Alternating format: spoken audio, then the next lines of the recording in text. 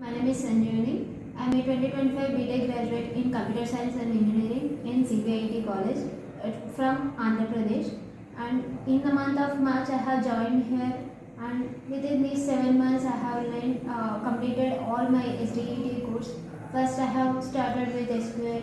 It is done by Karishma ma'am, and she explained very well all complex queries. And we all know that SQL is a little bit complex, but she made it very simple, and she explained everything in a simple manner.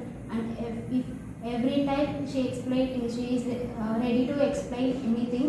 And then I have done with Java. It is done by Manjuna sir, and then have done manual testing course. It is done by Hemant sir, and Hemant sir is very helpful for me.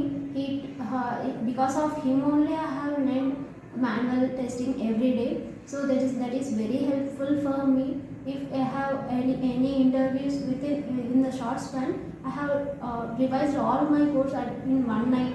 And later I have done with my Selenium. It is done by Nandini ma'am, and in the month of September I have placed as a QA engineer in D.SANJEEVANI. Thank you, Qspiders.